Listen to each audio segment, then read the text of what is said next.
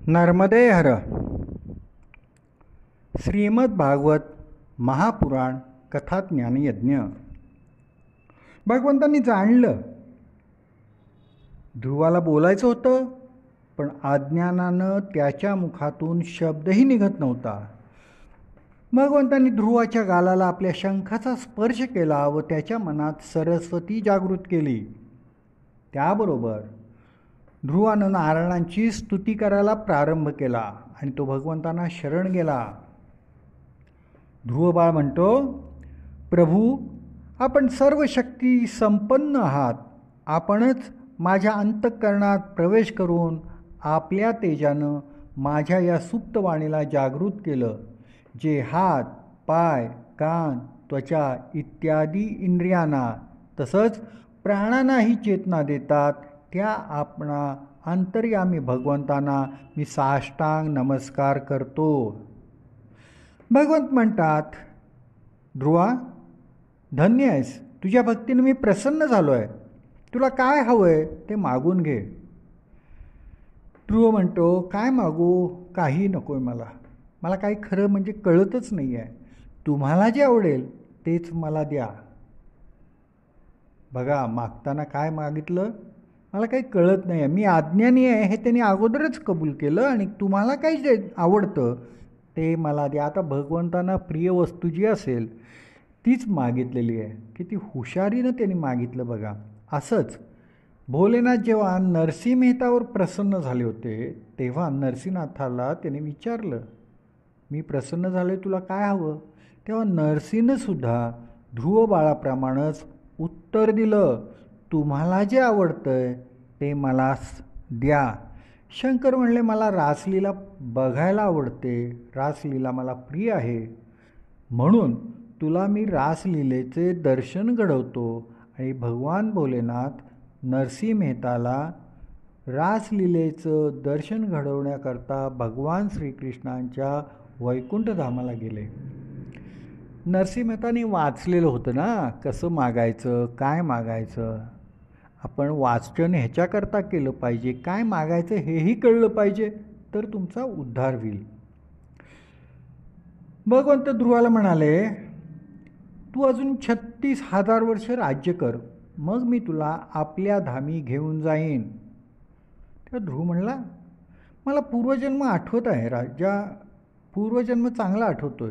राजा राणीच्या दर्शनानं पूर्वजन्मी माझं मन विचलित झालं होतं, त्यामुळं मला हा जन्म घ्यायला लागला आहे.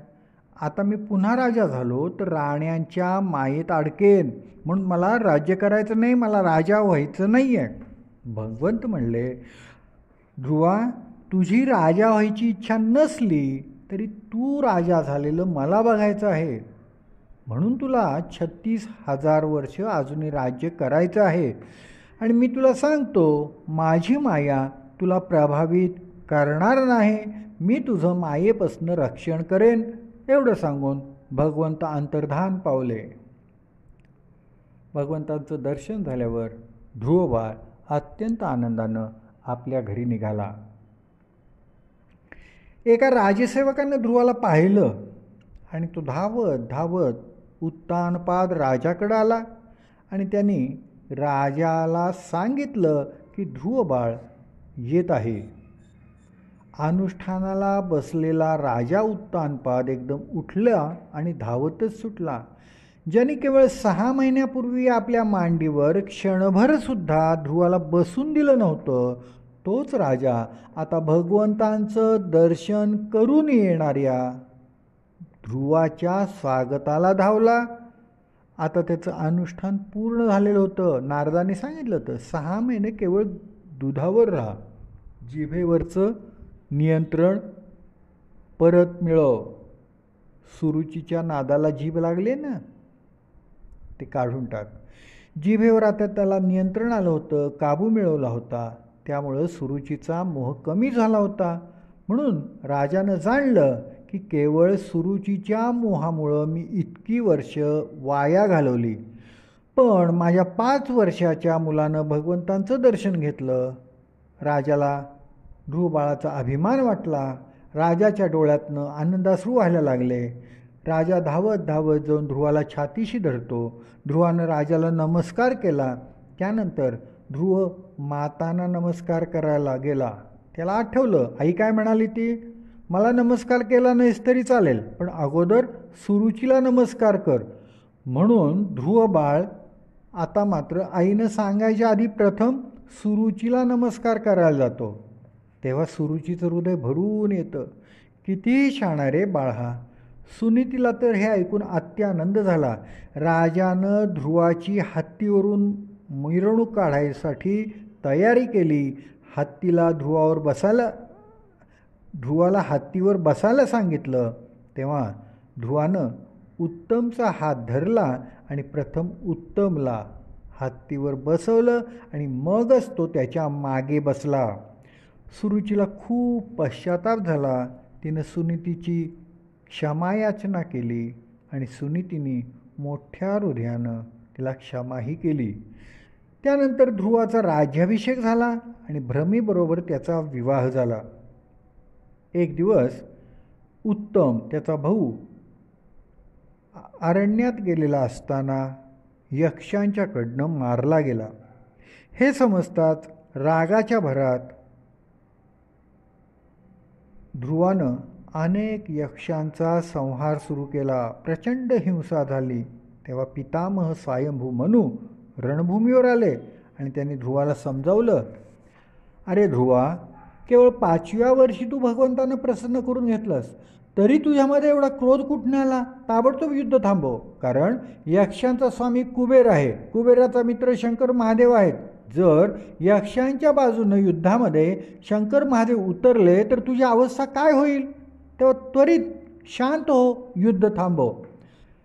ध्रुवानं पितामहांचा उपदेश ऐकून त्वरित युद्ध बंद केलं. तेव्हा साक्षात कुबेर म्हणजेच यक्षांचा राजा तिथं आला आणि म्हणाला, ध्रुवा, खूप खूप चांगलं केलंस. वरिष्ठ नात्यांचा तू मान राखलास. मी तुझ्यावर प्रसन्न आहे. तू युद्ध थांबवलंस हे आणखीनच चांगलं झालं. मला फार समाधान वाटलं. आता मी सांगतोय ते नीट ऐक. यक्षाने तुझ्या भावाला मारलेलं नाही आणि तूही एकाही यक्षाला मारलेलं नाहीस. अरे सगळ्यांचा जन्म आणि सगळ्यांचा मृत्यू करणारा ईश्वर आहे. तू आणि मी काहीच केलेलं नाही आहे. आनंदानं परत जा, नीट राज्य कर. मी तुझ्यावर प्रसन्न आहे. काय पाहिजे तू वर माग. तेव्हा ध्रुव म्हणतो, माझ्या अंतःकरणात भगवंतांची भक्ती स्थिर व्हावी आणि मला सतत सत्संग घडावा. तथास्तु म्हणून कुबेर गेले. त्यानंतर मुलांच्यावर राज्य सोपून ध्रुव विशाल क्षेत्रात गंगा किनारी आला. गंगा किनारी तो भजन कीर्तन चिंतन मनन करू लागला. गंगा प्रवाहाच्या आवाजानं त्याच्या ध्यानात विक्षेप येऊ लागला. ध्रुव गंगा तीर सोडून निघाला. तेव्हा गंगा मैया प्रकट झाली आणि म्हणाली, बाळ का निघालास? माते, तुझा खळखळाट माझ्या ध्यानात विक्षेप आणतो, म्हणून मी निघतो. गंगामाता म्हणली, बाळा, तू शांतपणे ध्यान कर. मी येथून शांततेनं मार्गक्रमण करेन. आवाज होणार नाही. तू इथून जाऊ नकोस. तेव्हा गंगा शांत झाली. आजही ऋषिकेशपाशी ध्रुवधामाजवळ गंगा शांतपणे आवाज न करता वाहत आहे. कधी ऋषिकेशला गेला तर मुद्दाम ध्रुवधामजवळ जावा. तुम्हाला गंगामया शांतपणे आवाज न करता वाहताना दिसेल. भगवंतांच्या आज्ञेनं ध्रुवाला नेण्याकरता विमानातून पार्षद आले. तेव्हा ध्रुव गंगेला प्रणाम करून सांगतो, माते, भगवंतांच्या आज्ञेनं तुला सोडून मी वैकुंठी जात आहे. तुझ्या सहवासात जो आनंद मला मिळाला तो वैकुंठी मला कसा मिळेल? तेव्हा गंगा प्रेमानं म्हणते, बाळा, हे तर माझं भौतिक स्वरूप आहे. वैकुंठात मी आधिभौतिक स्वरूपात राहते. गंगेत स्नान करून ध्रुवानं सर्व ऋषीमुनींना वंदन केलं आणि मग विमानात चढायला गेला.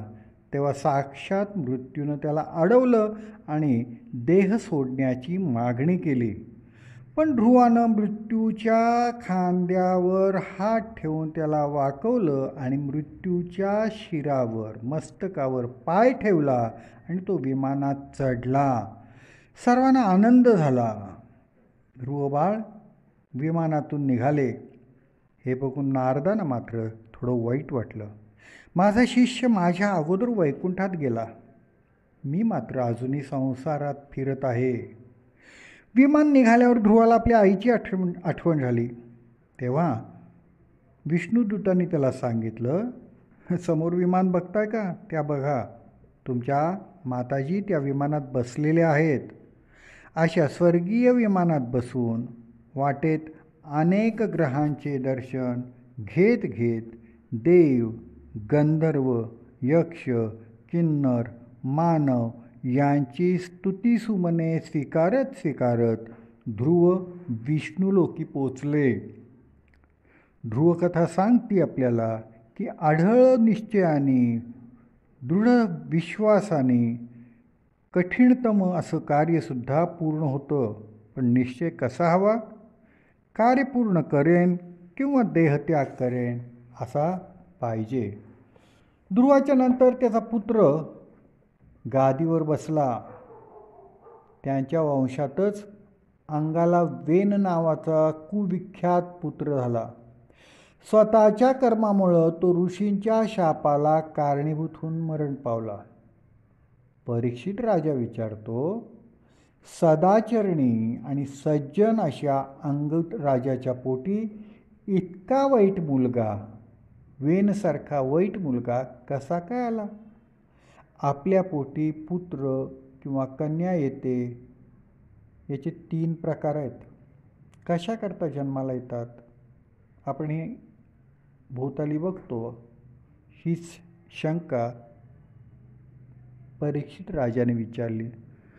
अत्यंत शांततेनं, कुणाच्या आध्यात नाही मध्यात नाही असं आयुष्य जगणाऱ्या कुटुंबामध्ये एखादा मुलगा असा जन्माला येतो की हा ह्यांचाच कसा आहे, ह्याच्याबद्दल आपल्याला शंका वाटते. त्या शंकेचं निरसन करायला शुकमुनी सांगतात, आपल्या पोटी पुत्र किंवा कन्या येते त्यांचे 4 प्रकार आहेत. शत्रुपुत्र, सेवक पुत्र, ऋणको पुत्र आणि उदासीन पुत्र.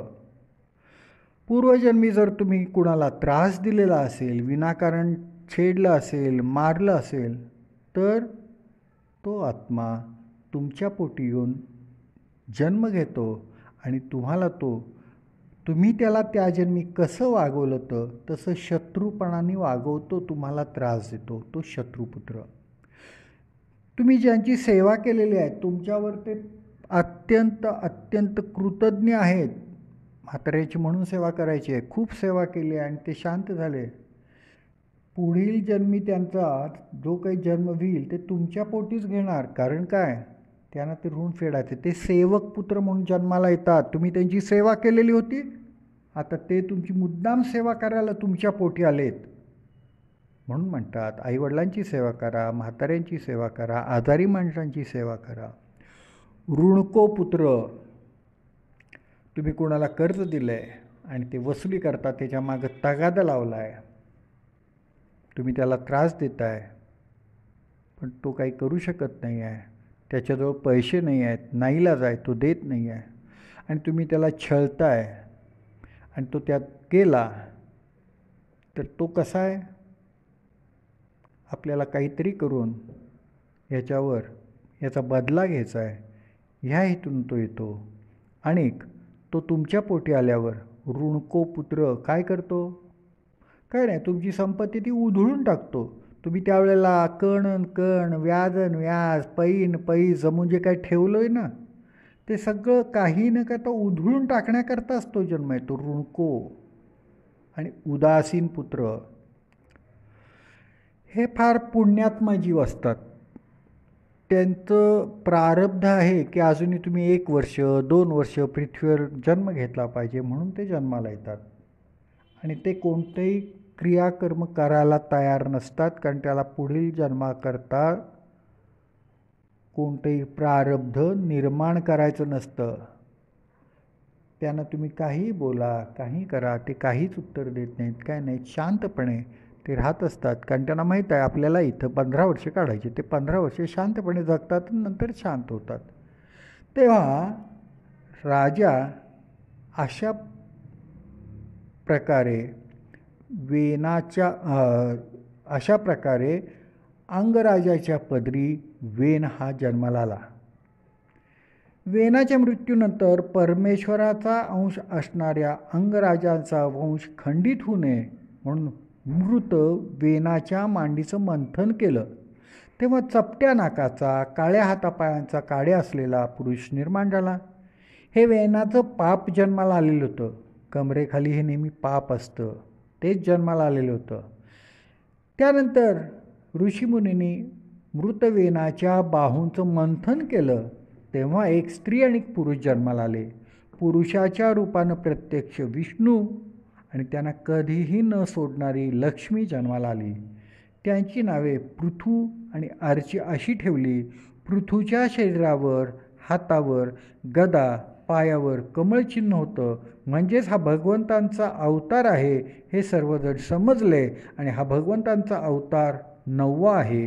पृथू सिंहासनावर बसला तेव्हा सर्व प्रजा त्याला भेटायला आली आणि सगळ्यांनी प्रार्थना केली की राजा आम्हाला वाचव, आम्हाला अत्यंत उपासमार होती आहे, आम्हाला मरण्यापूर्वी काही खायला दिलंस, गुरांना चारा दिलास तर तुला आशीर्वाद लागतील. पृथूनं विचार केला आणि चौकशी केली. तेव्हा त्याला समजलं की धरतीतून धान्य आणि गवत उगवतच नाही आहे. धरतीने आपला पान्हा चोरून ठेवलेला आहे. त्याला अत्यंत राग आला आणि तो धरतीला शासन देण्याकरता धनुष्यबाण घेऊन निघाला. तेव्हा धरती गाईचं रूप घेऊन पळायला लागली. तरीही पृथूनं तिला गाठलंच. तेव्हा प्राण वाचवण्यासाठी शेवटी धरती म्हणाली, हे भगवंता, तुम्हीच मला रसातळातून काढलं आणि हिरण्याक्षला मारलं. त्यावेळी तुम्ही माझं रक्षण केलं, मग आता मला का बरं मारता? आणि मला मारल्यावर तुम्ही काय पाण्यावर राहणार आहे का? माझ्याच आधारानं राहणार ना. तेव्हा पृथू म्हणाला, तुला काय करायचं आहे? आम्ही कुठं राहू, नाहीतर आम्ही जमिनीवर राहू नाहीतर पाण्यावर राहू. माझ्या तपोबलानं मी सगळ्यांना घेऊन पाण्यावर राहू शकेन, पण मला तू सांग, धान्य आणि चारा तू का देत नाहीस? तेव्हा धरती म्हणली, राजा, यात माझी काडीचीही चूक नाही आहे रे. या दैत्यांनी सगळी बीजं यज्ञासाठी पाहिजेत म्हणून नेली आहेत आणि त्यांनी पेरणीच केलेली नाही आहे. पेरणीच केली नाही तर उगवणार तरी काय? ठीक आहे, तुला पाहिजे ते मी द्यायला तयार आहे. तू एक व्यवस्था कर, मी सांगते तसं कर. मी दुधाच्या रूपानं जे जे वांछील ते लाहोत, जे जे मागशील ते सगळं देईन, पण त्याकरता एक वासरू आणि एक दोहन करणारा पाहिजे. पृथूनं धरतीनं सांगितल्याप्रमाणे केलं आणि सगळ्यांना जे हवंय ते मिळालं. पृथूनं स्वयंभू मनूला वासरू केलं आणि हाताचं भांडं करून धान्य, फळे, भाज्या, औषधींचं दोहन करून घेतलं. त्यानंतर ऋषींनी बृहस्पतीला वासरू केलं आणि वेदरूपी दूध प्राप्त करून घेतलं. नंतर देवानी इंद्राला वासरू केलं आणि एक गायीकडनं अमृतरूपी दूध मिळवलं. दैत्यांनी प्रल्हादाला वासरू केलं आणि गायीकडनं मद्यरूपी दूध प्राप्त केलं. राक्षसांनी मयासूरला वासरू केलं आणि गायीकडनं अंतर्धान शक्तिरूपी दूध मिळवलं. विषारी प्राण्यांनी तक्षकाला वासरू केलं आणि विषरूपी दूध मिळवलं. गंधर्वांनी विश्वावसूला वासरू बनवलं आणि सौंदर्यरूपी दूध मिळवलं. प्रत्येकाने सगळ्यांनी हवे ते प्राप्त करून घेतलं आणि सगळेजण अत्यंत संतुष्ट झाले आणि सगळ्यांनी पृथूला अनेक अनेक आशीर्वाद दिले. पृथूला धरतीनं सांगितलं की माझ्यावर खूप डोंगर आहेत, त्यामुळं पाणी स्थिर राहतच नाही, ताबडतोब वाहून जातं, त्यामुळे शेतात धान्य पिकत नाही. मग राजानं कठोर परिश्रम करून डोंगर फोडून धरती समतल केली, उत्तम नगररचना केली. लहान मोठी गावे, वाडे, घरे, वृक्ष, नद्या यांची अत्यंत योग्य अशी व्यवस्था केली आणि त्यांनी धरतीला आपलं मुलगी मानले. पृथ्वीराजानं धरतीला मुलगी मानलं म्हणून धरतीची पृथ्वी झाली, पृथ्वी ही पृथ्वीची मुलगी झाली. पृथून पुढं अनेक यज्ञ केले. 100व्या यज्ञात इंद्र यज्ञाचा घोडा घेऊन पळायला लागला, तेव्हा पृथूचा मुलगा विजिताश्वनं तो घोडा परत आणला. असं 4 वेळा झालं आणि मुलाने इंद्राकडनं तो दरवेळेला घोडा परत आणला. तेव्हा पृथू इंद्राला मारायला धावला. तेव्हा ऋषींनी सांगितलं, यज्ञ सुरू असताना तू का धावतोस? आम्ही मंत्रानंच इंद्राचं यज्ञामध्ये हवन करतो. असं म्हणून इंद्राचं हवन करायला त्यांनी मंत्रपठण सुरू केलं. इंद्राचं आसन यज्ञाकडं निघालं, यज्ञकुंडात पडायला आलं, तेव्हा ब्रह्मदेव स्वतः आले आणि राजाला त्यांनी यज्ञ थांबवायला सांगितला. इंद्र आणि तू दोघंही भगवंताचे अंश आहात. दैवामुळे जे घडणार आहे त्याला कुणी थांबवू शकत नाही. तू इंद्राशी वैर सोड, असं ब्रह्मदेवांनी सांगितल्यावर पृथूनं उदार मनानं ब्रह्मदेवांचं म्हणणं ऐकलं आणि इंद्राला आलिंगन दिलं. ब्रह्मदेव प्रसन्न झाले आणि त्याने पृथूला वर मागायला सांगितलं. तेव्हा पृथू म्हणाला, तुझे गुणगान कानी पडू दे, मला हजारो कान दे. लक्ष्मीप्रमाणे मी तुझा भक्त व्हावा. लक्ष्मीदेवी आपला एक पाय चेपू दे आणि मी दुसरा पाय चेपेन, पण माझी लक्ष्मीदेवींशी स्पर्धा मात्र नाही. यानंतर सनकादिकांच्या उपदेशाप्रमाणे पापपुण्याचा क्षय झाल्यावर योग साधना करून पृथूनं देहत्याग केला आणि मोक्षप्राप्ती करून घेतली. याच वंशामध्ये पुढं प्राचीनवर्री नावाचा राजा झाला. शुकदेव म्हणतात, राजन, हा उत्तानपाद राजाचा मी वंश तुला सांगितला. आता उत्तानपादचा दुसरा भाऊ प्रियव्रत याचा वंश सांगतो, तू ऐक. इथून 5म स्कंद सुरू होतोय. प्रियव्रतचा वंश शुकमुनी सांगतात. प्रियव्रत हा ब्रह्मज्ञानी आहे, परमहंस आहे, भगवत भक्त आहे. त्यांनी प्राण्यांचं प्रिय व्हावं, प्राण्यांचं प्रिय करण्याचं व्रत घेतलं होतं, म्हणून तो प्रियव्रत. त्यानं पृथ्वीवर अन्याय होतोय अशी भावना करून घेतली. पृथ्वीवर काय अन्याय होतोय? तर अर्ध्या पृथ्वीवर अंधार असतो आणि अर्ध्या पृथ्वीवर प्रकाश असतो. ज्या भागात अंधार आहे तिथं अन्याय होतोय अशी प्रियव्रताची समजूत झाली आणि त्या अंधारी भागावर उजेड पाडण्याकरता त्याने सूर्याच्या मागं आपला रथ हाकला आणि अंधार पडणाऱ्या पृथ्वीच्या अर्ध्या भागावर उजेड पाडला, प्रकाश पाडला. हा प्रकाश कसा पडला? प्रियव्रताने आपला रथ सूर्यास्ताच्या पूर्वी सूर्याच्या मागं धावला. त्यामुळं सूर्याचे किरण राजाच्या आणि त्याच्या मुकुटाच्या वर पडून ते किरण पृथ्वीच्या अंधार असलेल्या भागावर पडले आणि तिथं रात्रीचा दिवस झाला. म्हणून प्रियव्रतानं पृथ्वीवर रात्रीचा दिवस करून दाखवला असं लिहिलं आहे. रथांच्या चाकांनी खड्डे पडून त्यांनी 7 समुद्र आणि 7 द्वीपांची निर्मिती केली. खरं म्हणजे प्रियव्रताला लग्नच करायचं नव्हतं. पहिल्यापासून तो नारद भक्त आहे, नारद त्याचे गुरु आहेत. पण तो लग्न करणार नाही हे जेव्हा समजलं तेव्हा स्वयंभू मनू त्याला समजवायला आले. स्वयंभू मनूनं त्याला समजावलं की गृहस्थाश्रम हा सर्वात श्रेष्ठ आहे. संसारानं कुणाचंही अकल्याण झालेलं नाही. संसार बाधक नाही, पण संसाराची आसक्ती बाधक आहे. योग्य वयात योग्य आचरण करणं हा धर्म आहे. शेवटी ब्रह्मदेवानेही त्याची समजूत काढली आणि प्रियव्रतानं दोघांना मान दिला आणि 2 लग्न केली. त्याचा पहिला मुलगा आहे रैवत. रैवतची नात आहे रेवती, जी बलरामांची पत्नी झाली. प्रियव्रतानं सोप्या भाषेत उपदेश केलेला आहे. त्याचा उपदेश हा जरी सोपी भाषा असली तरी फार महान आहे. त्याने पहिला उपदेश केला, घर ही धर्मशाळा माना. बायकोवर मुलांच्यावर जेवढं प्रेम कराल त्यापेक्षा अधिक प्रेम इतरांच्यावर करा. त्यांनी दुसरा उपदेश केला, मुलांनो, रस्त्यावर फुलं टाकता आली नाहीत तरीही चालेल, पण काटे तरी टाकू नका.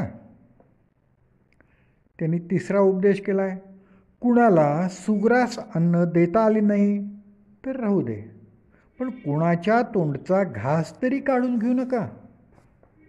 आणि त्यांनी चौथा उपदेश केला आहे, कुणाच्या पायावर तुम्ही मस्तक ठेवलं नाही तरीही चालेल, पण कुणाच्याही मस्तकावर तुम्ही पाय देऊ नका.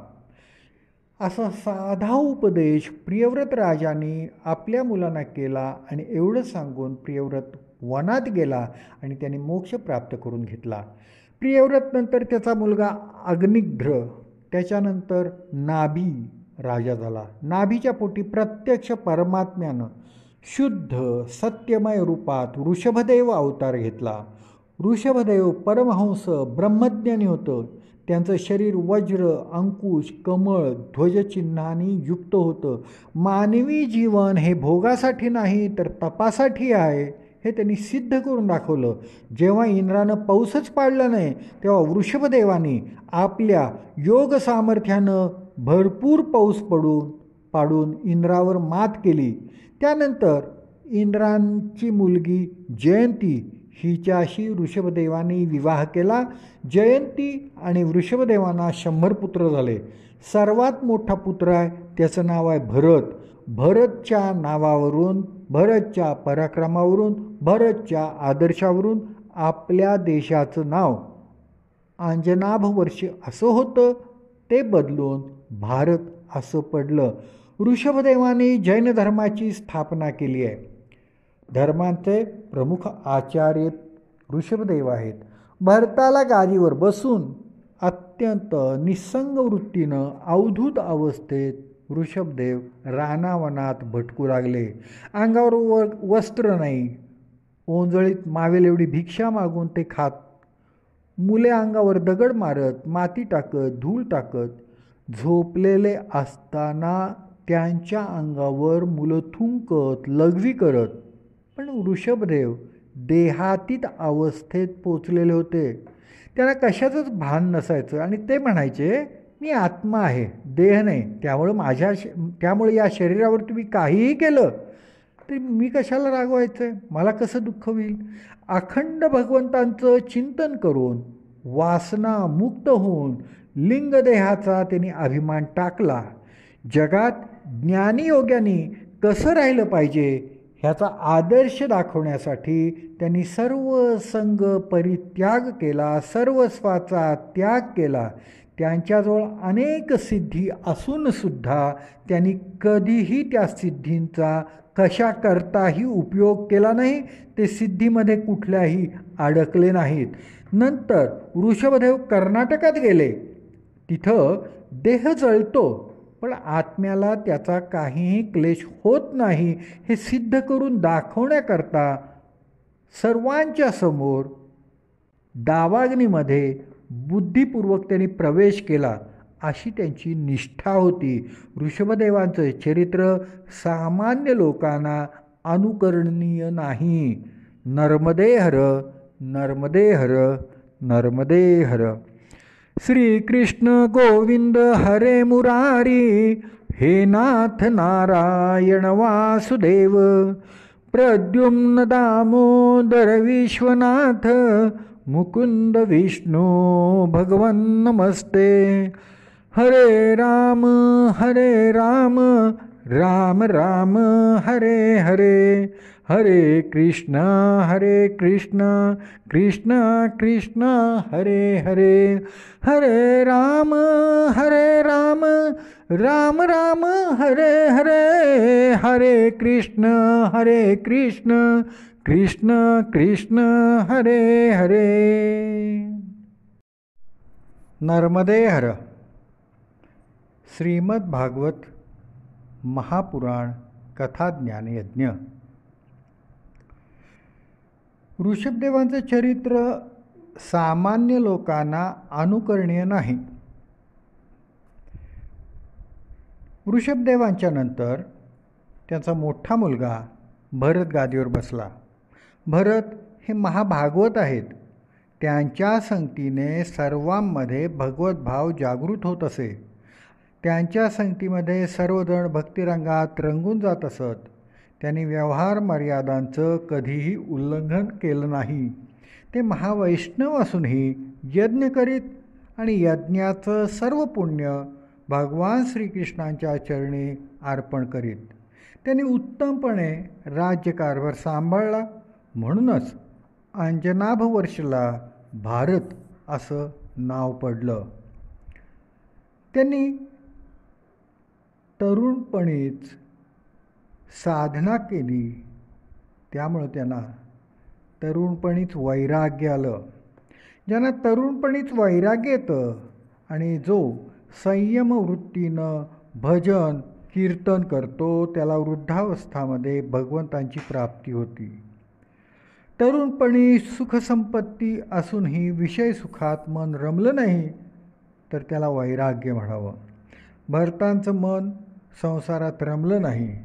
त्यांनी सर्वांचा विवेकपूर्वक त्याग केला, स्वेच्छेने त्याग केला आणि आता सम्राट भरतचे भरतमुनी झाले. भरतमुनी गंडकी नदीच्या किनारी पुलकाश्रमात राहायला लागले.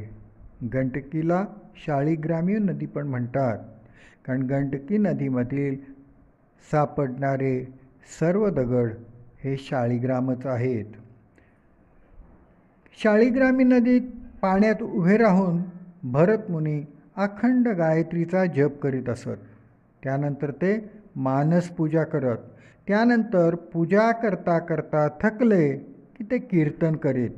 अखंड भगवंतांचं मनन चिंतन पूजा कीर्तन ते करीत असत. एक दिवस गंडकी नदीत उभे राहून जप करीत असताना सिंहाच्या डरकाळीनं घाबरलेल्या हरणीनं जीव वाचवण्याकरता नदीच्या पलीकडं उडी मारली. त्यावेळी हरणीचा गर्भ लहान पिल्लू नदीत पडलं आणि हरणी मात्र पलीकडं किनाऱ्यावर पडली, पण तिथं तिनं पडल्याबरोबर प्राणत्याग केला. भरतमुनी ते हरणीचं पिल्लू बघतात आणि त्याला धरून म्हणतात, ह्याला माझ्याशिवाय कोण वाचवणार. असा विचार करून ते हरणाचं पिल्लू उचलून भरतमुनीने आश्रमात आणलं. हरणीच्या पिल्लामध्ये भरताना श्रीहरीचं दर्शन झालं. आता या हरणाच्या पिल्लाचं रक्षण केलं पाहिजे, मीच त्याची आई, मीच त्याचा बाप असे ते समजायला लागले. सर्वसामान्यपणे जीवाला असंच वाटतं की आपण रक्षण करतो, पण जीव कसा काय रक्षण करणार. जीवसुद्धा काळाचा घासच आहे. रक्षण करणारा केवळ श्रीहरीच आहे. भरतमुनींनी हरणाला आश्रमात नेलं आणि ठेवलं. हे फार चांगलं केलं. पण भरतमुनींनी हरणाला मनात ठेवलं ते मात्र योग्य केलं नाही.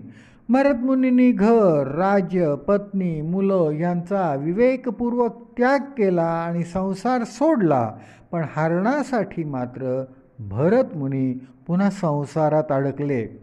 रोज चारा आणायचा, पाणी आणायचं, हरणाच्या पिल्लाला फिरून आणायचं, नंतर त्याला खेळवायचं, त्याचं रक्षण करायचं, यातच सगळा वेळ जायला लागला.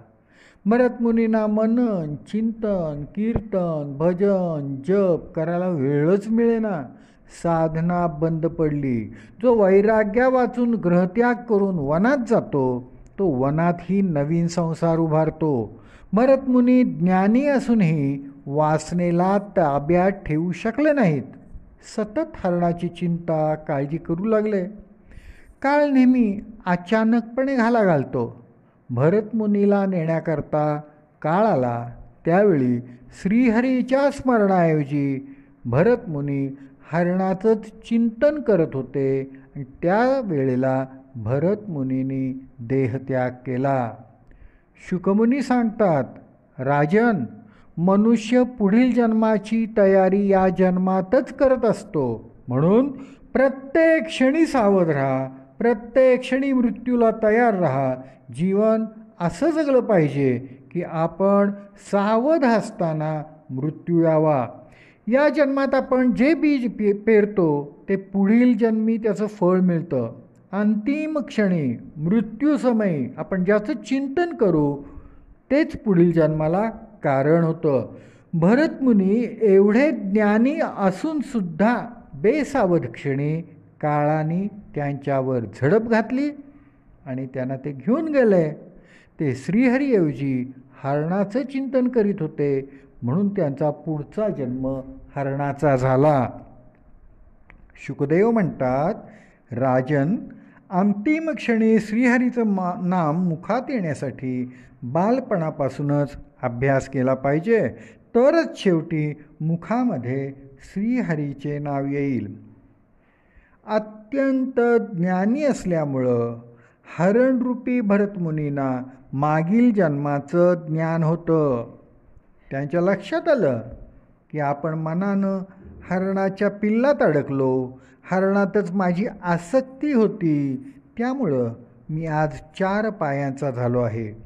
हरणरूपी भरताने ठरवलं की आता आपण नवीन प्रारब्ध बनवायचं नाही, जे आहे ते भोगायचं, सहन करायचं.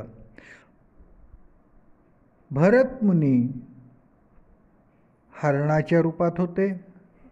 ते रोज आता वाळलेली पानं खात, कारण त्यावर किडे जंतू नसत. हिंसा झाली तर नवीन प्रारब्ध निर्माण होईल ना, म्हणून ते वाळकी पानच खात असे. हरिण असूनही भरतमुनींनी त्यावेळी एकादशीचं व्रत केलं. प्राचीन काळी भारतातील पशु पक्षीसुद्धा एकादशीचं व्रत करीत असत. आता हरिण देहाचा त्याग करायचा असं ठरवून हरणरूपी भरतमुनींनी अन्नपाणी त्याग केले आणि थोड्या दिवसात मृगदेहाचा त्याग केला. मृगशरीर सोडण्याची इच्छा झाल्यावर उच्च स्वरात ते म्हणाले होते की धर्माचे रक्षण करणारे, धर्मानुष्ठानमध्ये निपुण, योगस्वरूप, सांख्ययोगाचे प्रतिपादक, प्रकृतीचे अधीश्वर, यज्ञमूर्ती अशा सर्वांतर्यामी श्रीहरींना मी नमस्कार करतो. आता भरतमुनींचा जन्म एका पवित्र ब्राह्मणाच्या घरी झाला. त्यांना पूर्वजन्मीचं ज्ञान होतं. आता राजा भरतमुनी, त्यानंतर हरणाचा जन्म यांचे स्मरण ज्ञान त्यांना होतं. पूर्वजन्मी हरणाशी बोलल्यामुळं त्यांना पशुयोनी मिळालेली होती. आता आपण कोणाशीही बोलायचंच नाही असं त्यांनी ठरवलं. आता आपण सावध राहून वागायचं त्यांनी ठरवलं. बालपणापासूनच भरत भक्तीत रंगलेले आहेत. शास्त्रात शेवटच्या जन्माची जी काही लक्षणं सांगितलेली आहेत त्यामध्ये असं लिहिलं आहे की ज्यांच्या बुद्धीनं कामभावाचा त्याग केला असेल, जो प्रत्येक वस्तूत भगवंतांनाच पाहत असेल, लहानपणीपासूनच जो भक्तिरसामध्ये रंगलेला असेल, तर त्याचा तो शेवटचा जन्म आहे असं समजावं. सांसारिक दृष्टीनं काहीही न बोलणारा, देहभान हरवलेला, सतत प्रभुप्रेमात तल्लीन असलेला हा भरत जड बुद्धीचा आहे असं सर्वजण म्हणायला लागले. म्हणून सगळ्यांनीच त्याला जड भरत असं नाव ठेवलं. सर्व लोक जड भरतला मूर्ख समजत, तर जड भरत म्हणत असेल, काय आहे वाईट त्यात? मी जर पूर्वजन्मीचं ज्ञान प्रदर्शित करायला लागलो तर नवीन प्रारब्ध निर्माण होईल. ज्ञान उपदेशासाठी नाही तर भगवंत प्राप्तीसाठी आहे. पूर्वजन्मी पशूंमध्ये आसक्ती ठेवल्यामुळं मला पशु व्हायला लागलं. आता मात्र मी केवळ भगवंतांशीच बोलेन, बाकी कुणाशीही मी बोलणार नाही. दुसऱ्याशी बोलल्यानं, दुसऱ्याशी गप्पा मारल्यानं, प्रेम करण्यानं वासना निर्माण होतात.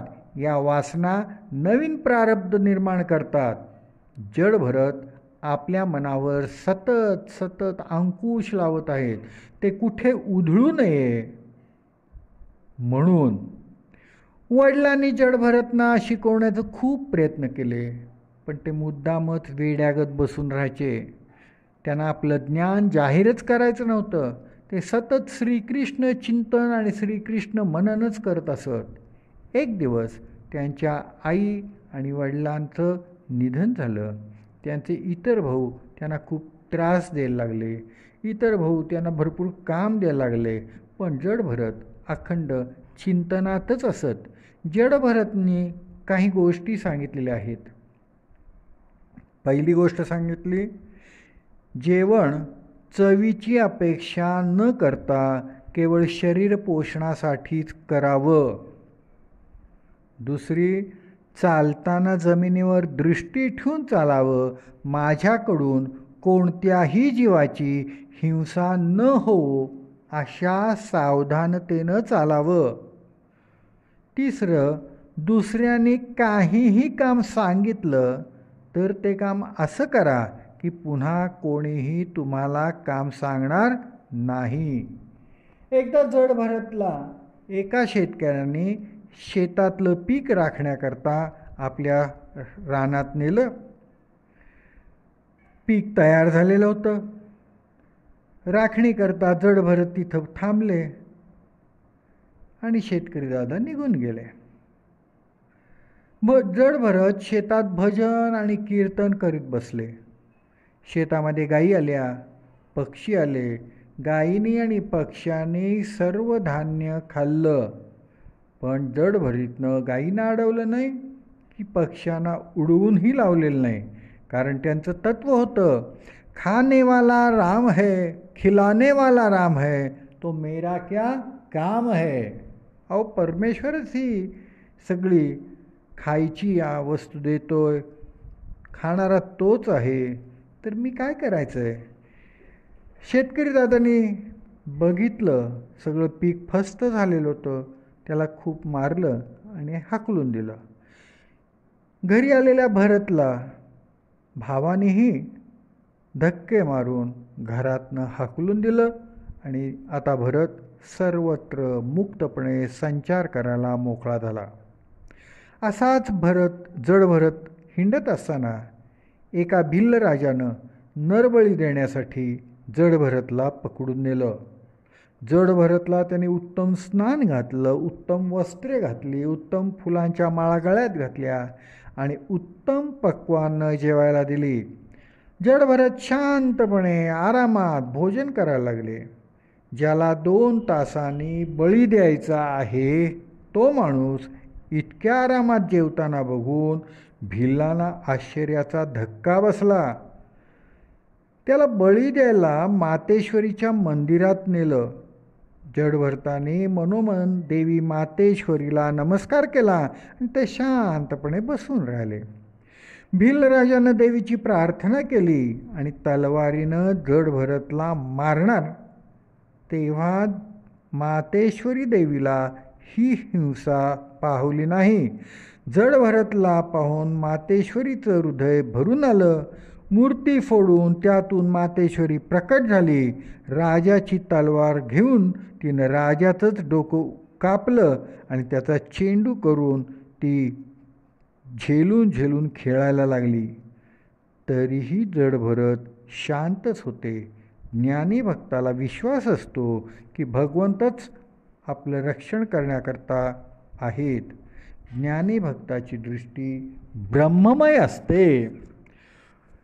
असाच जड भरत हिंडत असताना एक दिवस कोण्या एकेकाळी सिंधू देशचा राजा रघुगण ब्रह्मज्ञान मिळवण्यासाठी कपिल मुनींच्याकडं निघालेला होता. तो पालखीतून जात असताना पालखीच्या 4 सेवकांच्यापैकी एक सेवक पळून गेला. आता 3च सेवक राहिले. मग राजाने त्यांना सांगितलं, जावा आणि दिसेल त्याला पकडून आणा. 3ही सेवकांना बघता एकदम जड भरत दिसला. जड भरत धष्ट पुष्ट असा होता. तिघांनी त्याला पकडलं आणि राजाच्या पुढं आणून उभं केलं. राजाने त्याला पालखी उचलायला सांगितलं. जड भरतनं पकडायला आलेल्या 3 सेवकांना कोणताही विरोध केला नाही आणि पालखी उचलायला सांगितल्यावर कोणती कुरकुरही केली नाही. जे आहे ते केवळ भोगायचं या वृत्तीनं.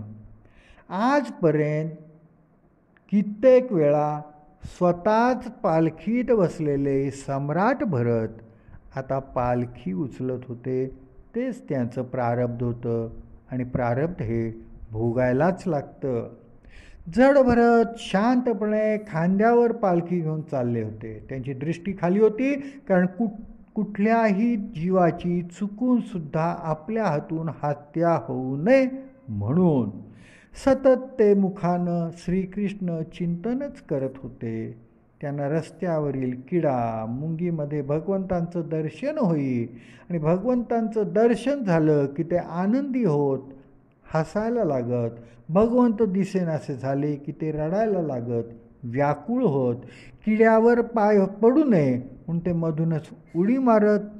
त्यावेळी पालखीत बसलेल्या राजाचं डोकं पालखीवर आपटलं आणि राजा ओरडला, अरे नीट चाला की. तेव्हा इतर 3 सेवक म्हणतात, महाराज हा नवीन सेवक मधनंच उडी मारतो, कधी थांबतो, कधी हसतो, कधी रडतो. त्याच्यामुळेच आपल्याला त्रास होत आहे. हा वेडा आहे. तेव्हा उपरोधानं राजा म्हणतो, तू अगदीच अशक्त आहेस रे. बघ तुझे हातपाय किती दुबळे आहेत बघ, त्यामुळं तुला नीट चालता येत नाही काय. जड भरत शांतपणे चाललेत, पण मुंगी आल्यावर पुन्हा उडी मारतात आणि राजाला पुन्हा पालखीचा वरचा दांडा लागतो. संतापून राजा म्हणतो, अरे तू जिवंत आहेस का मेलेला आहेस? तुला सांगितलेलं ऐकू आलं का नाही? तुला काही भान आहे का? नीट चाल. राखेतील विस्तव जसा दिसत नाही त्याप्रमाणेच ब्रह्मचिंतनात लीन असलेला ज्ञानी ओळखून येत नाही. समोर किडा दिसल्यावर भरत एकदम थांबला. राजाला पुन्हा पालखी लागली. राजा संतापला आणि खाली उडी मारून म्हणाला, मी रघुगण राजा आहे, मी आता तुला शिक्षा करतो. तरीही जड भरत शांतच होता. जड भरताला काहीही बोलण्याची इच्छाच नव्हती. त्यानं विचार केला की माझ्या अपमानाला काहीही महत्त्व नाही आहे, पण राजा रघुगण नरकवासी झाला तर सगळेजण म्हणतील, महाज्ञानी भरतानं ज्याला खांद्यावर घेतलं तोच राजा नरकवासी झाला. त्यामुळं पृथ्वीवरील सत्संगाचा महिमाच नष्ट होईल. जर दुसऱ्याचं कल्याण होणार असेल तर बोलावं. म्हणून जड भरत बोलायचं ठरवतात. त्याला माहीत आहे रघुगणला मी खांद्यावर घेतलेला आहे, आता त्याचा मी उद्धारही करेन. राजा कपिल मुनींच्याकडं ब्रह्मज्ञान घेण्यासाठी जात आहे. राजाला अहंकार आहे.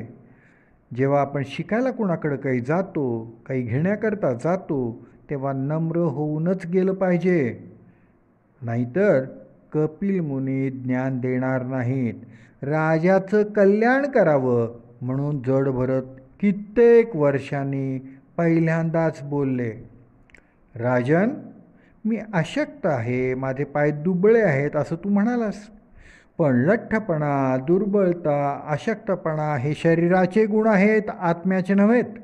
मी तर आत्मा आहे, त्यामुळं ना माझी निंदा झाली ना माझा उपहास. राजा तू म्हणालास मी जिवंत असून मेल्यासारखं आहे. खरं आहे ते.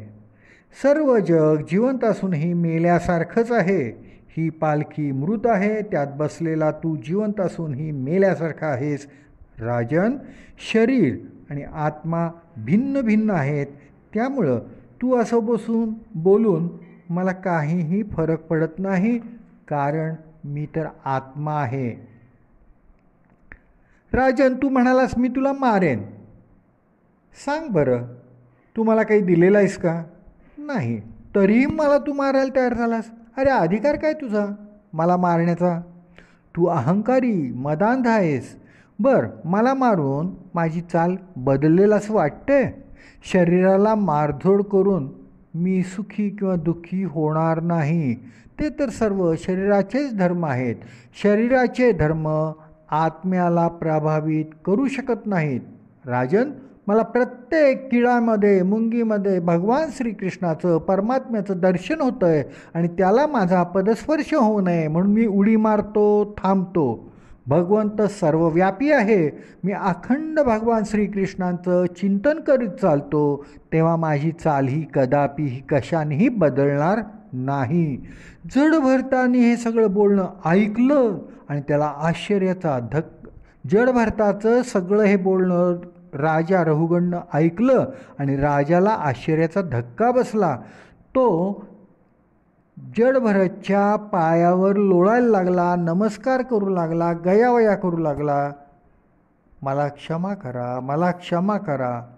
राजानं विचार केला, हा तर वेडा वाटत होता, पण हा तर महाज्ञानी आहे, महान योगी आहे. मी याचा अपमान केला आहे, आता त्याचं परिणाम मला भोगायला लागतील. म्हणून राजा वारंवार जडभरतला नमस्कार करू लागला. तरीही जडभरत निर्विकार आहेत. क्षमा याचना करून राजा रहुगण म्हणाले, तुम्ही म्हणालात शरीराला जे दुःख होतं ते आत्म्याला होत नाही, पण मी तर समजतो की शरीराला कष्ट झाले, दुःख झाले तर आत्म्यालाही ते कष्ट दुःख होतात. याचं कारण शरीराचा संबंध इंद्रियांशी आहे, इंद्रियांचा संबंध मनाशी आहे, मनाचा संबंध बुद्धीशी आहे आणि बुद्धीचा संबंध आत्म्याशी आहे. जसं चुलीवर भांड्यात दूध, दुधात तांदूळ असतील तर चुलीतील विस्तवानं तांदूळ शिजतील, तेव्हा शरीराला कष्ट दुःख झाले तर आत्म्याला कष्ट दुःख होणारच. जडभरत म्हणाले, राजन, आपण बोललात ते खोटं आहे. आपण जे बोलताय ते असत्य आहे. विस्तवावर ठेवलेल्या भांड्यातील दुधात तांदूळ शिजतील, पण दुधात दगड ठेवले तर ते शिजतील काय? नाही शिजणार, कारण ते निर्लेप आहेत. आत्मा तर सर्वश्रेष्ठ निर्लेप आहे. म्हणून शरीराचे दुःख आत्म्याला होत नाही. राजन, संसार तर केवळ मनाचीच कल्पना आहे. मन विकृत झालं की जीवन विकृत होतं. मन चांगलं झालं तरच आत्म्याला मुक्ती मिळेल. माझं मन हरणात गुंतलं म्हणून मला हरणाचा जन्म घ्यायला लागला, त्यामुळे मी सावध झालो. राजन, तू सिंधू देशाचा राजा आहेस, मी तर भरतखंडाचा राजा होतो, तरी माझी ही अवस्था झाली. तुम्ही मनाला शिक्षा द्याल तर यमराज तुम्हाला शिक्षा देणार नाही. स्वप्नात वाघानं मारलं तर जाग आल्यावर आपण म्हणतो की ते स्वप्न होतं. हे सर्व मनाचे खेळ आहेत. मग जाग कोण आहे असं समजावं? ज्याचे मन विषयांच्यापासून हटले आहे, परावृत्त झाले आहे, तीच व्यक्ती जागी आहे असं समजावं. म्हणून राजा, सत्संग करा, संत समागम करा. महापुरुषांच्या सेवेने ब्रह्माची प्राप्ती होती, आत्मज्ञान प्राप्त होतं.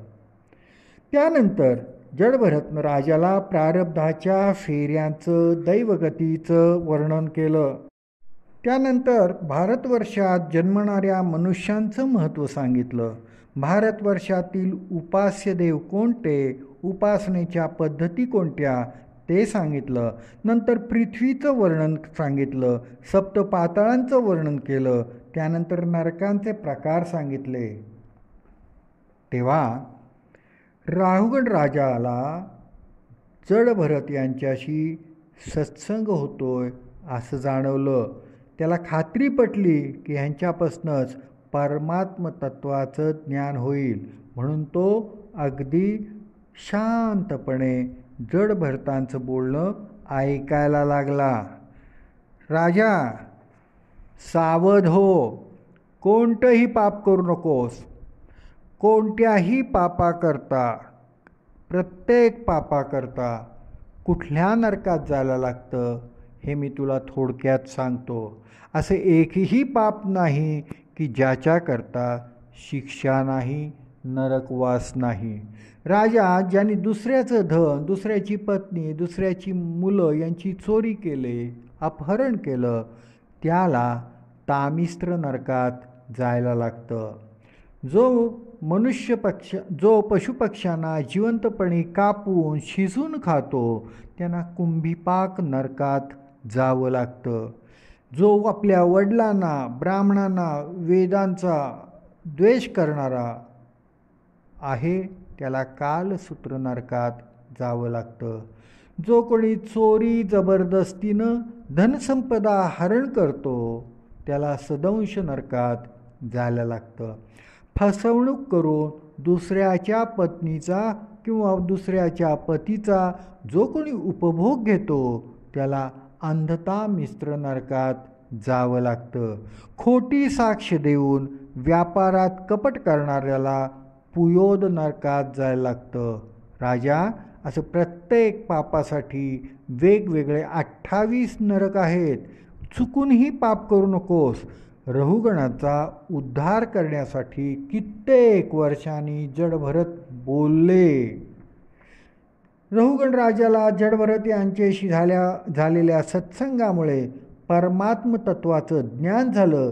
त्यामुळं त्यांनी अविद्येमुळे अंतःकरणात दृढ असलेला देह हाच आत्मा या बुद्धीचा त्याग केला. राजा, जे लोक भगवंतांच्या आश्रयाला असणाऱ्या अनन्य भक्तांना शरण जातात त्यांचा असाच प्रभाव असतो. असं सांगून जडभरत मागे वळून न बघता अरण्यात निघून गेले आणि त्यांनी मोक्ष प्राप्त करून घेतला.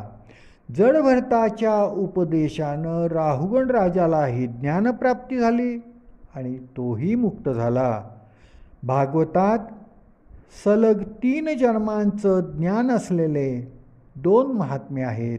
त्यापैकी पहिले आहेत श्री नारद मुनी आणि नंतर येतात ते जडभरत.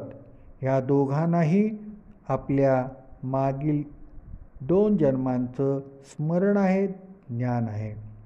हरये नमः, हरये नमः, हरये नमः. श्रीकृष्ण गोविंद हरे मुरारी, हे नाथ नारायण वासुदेव.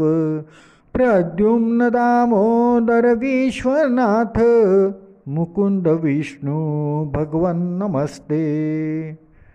हरे राम राम राम हरे हरे, हरे कृष्ण कृष्ण कृष्ण हरे हरे. हरे राम राम राम हरे हरे, हरे कृष्ण कृष्ण कृष्ण हरे हरे.